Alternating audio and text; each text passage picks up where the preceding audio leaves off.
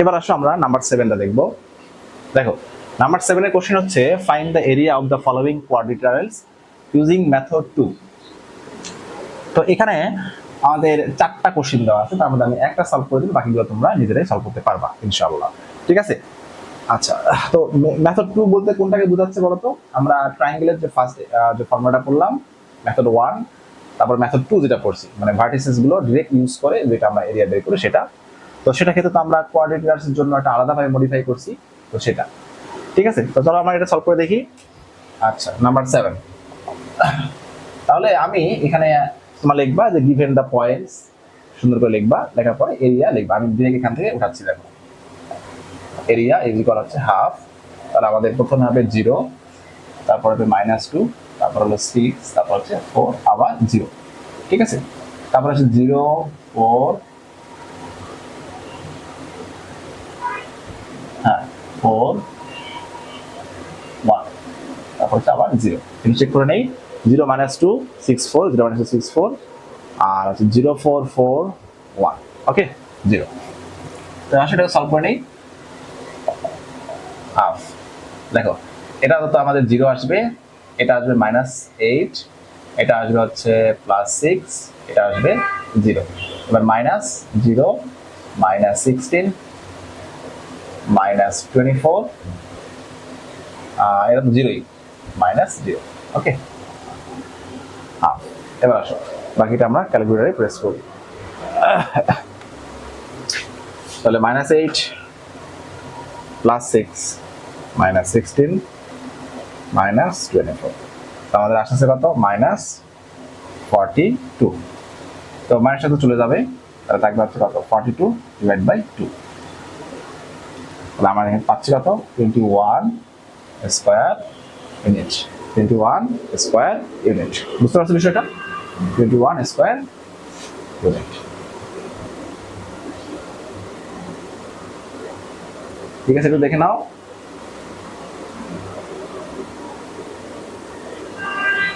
ওকে, এবার আসো নাম্বার 8 দেখো।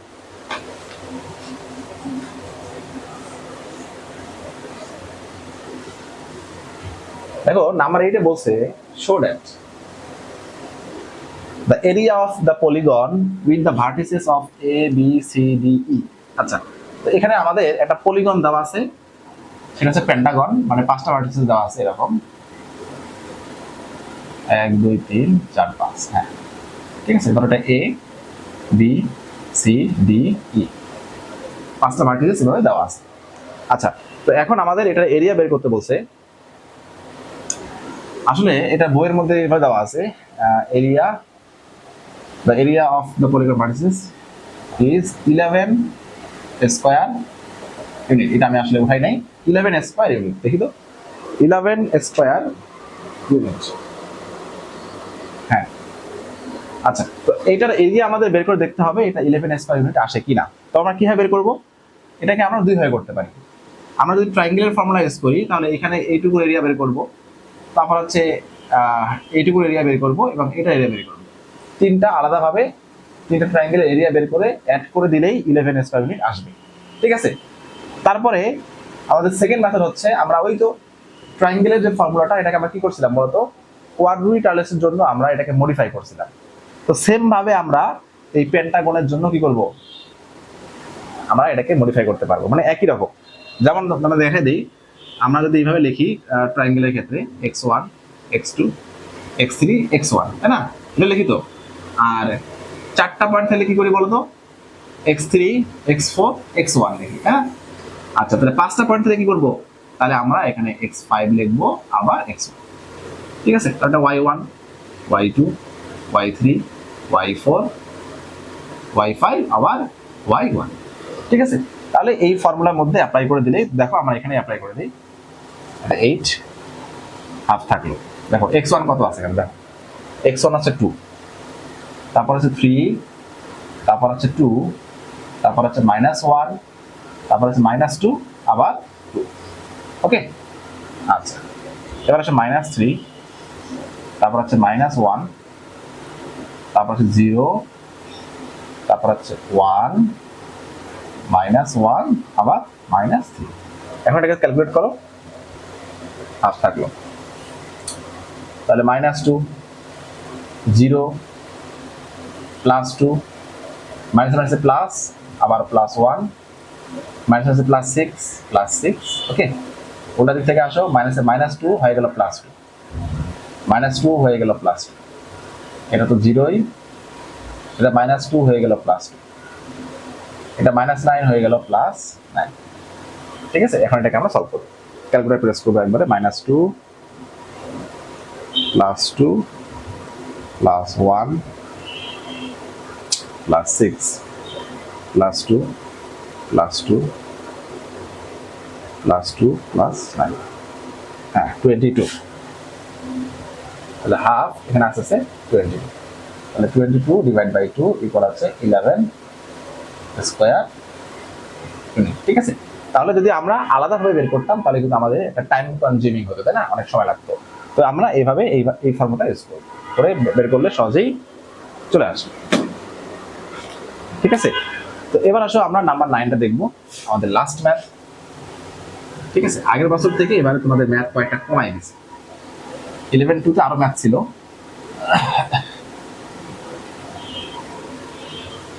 দেখো এখানে বলা আছে, দেখো এ বি সি ডি 4টা পয়েন্ট দেওয়া আছে, আর এই বি পয়েন্টটা কমপ্লিট না, এখানে ভেরিয়েবল আছে পি। বলছে আর অ্যারেঞ্জ ইন অ্যান্টিক্লকওয়াইজ, মানে এই দিক থেকে আসলে অ্যারেঞ্জটা করতে হবে, এটা বড় কথা না। Find the value of P if area, আমি এখন দেখি এরিয়াগুলোকে আর লিখতেছি সবসময়, area of A B C D is twice of area of A B C. দেখো আমরা এখানে এরিয়া অফ আমাদের 9 নম্বরে যেটা কন্ডিশন সেটা হচ্ছে, দেখো এই যে area of A B C D is equal হচ্ছে twice the area of A B C, 2 into area of A B C. এটা হচ্ছে আমাদের এই ম্যাথের মূল কন্ডিশন, তাই না? তো এখান থেকে সব ভ্যালুগুলো বসাই দিয়ে আমরা পি এর ভ্যালুটা বের করব। তো আসো এরিয়া অফ এবিসি তো আমাদের কি, আবার এবিসিডি টা বের করে ফেলি। তাহলে হাফ অফ, তাহলে যদি আমরা এখানে লিখি এটা এবিসিডি থাকবে, তাহলে 3 - 4 6 পি, 3 - 4 6 পি। দেখো এটা কোয়াড্রিটারেল ফর্মুলা অ্যাপ্লাই করলাম। তাহলে 4 2 - 1 3, 4 2 - 1,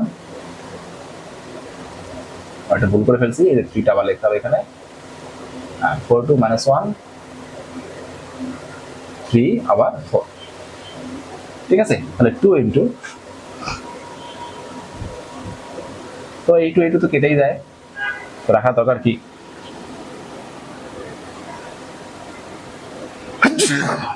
হলো 3 - 4 6 3, 4 2 - 1।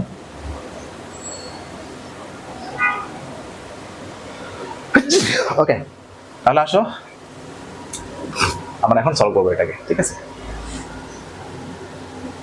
তাহলে এখন তো হাফ থাকবে, তাহলে 6 প্লাস হয়ে যাবে, তাহলে আবার +4, 18 4p, -9 প্লাস p, -12 -16 হয়ে যাবে +16। ঠিক আছে, 6 4 -3 প্লাস p 12 16। ওকে, আচ্ছা, আর এদিকে কি থাকতেছে বলো তো, হাফ চলে গেছে অলরেডি এখান থেকে, তাহলে 6 মানে হচ্ছে +4 24, -3 হয়ে যাবে +3, -12 -16 হয়ে যাবে +16। ওকে, আচ্ছা, এখন এটাকে আমরা ক্যালকুলেটর প্রেস করে সলভ করব।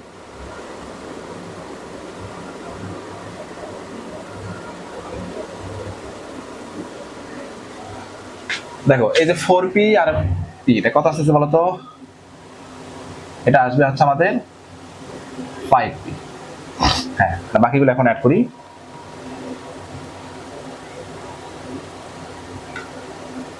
6 + 4,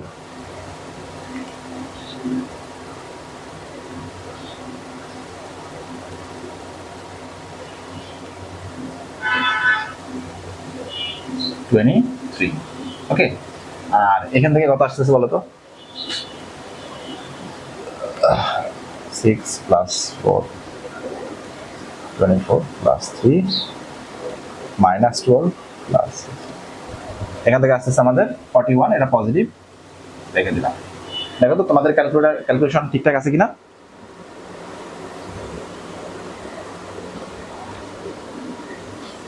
ওকে আচ্ছা, তো এখন আসলে এটা আমাদের আর রাখার দরকার নেই, কারণ এখানে আমাদের পি তো অলরেডি আছে, জাস্ট ব্র্যাকেট দিই আমরা এখানে।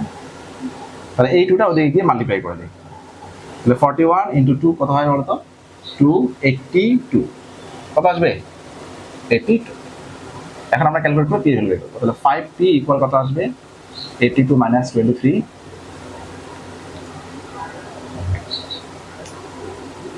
59। তাহলে পি ইকুয়াল আসতেছে কত? 59 ডিভাইডেড বাই 5। দেখো তো তোমাদের পি এর এই ভ্যালুটা কি আসছে সবার? 59 ডিভাইড বাই 5। হ্যাঁ, তো এটাই হচ্ছে আমাদের এখানকার आंसर। আমাদের পি এর ভ্যালু বের করতে বলছে।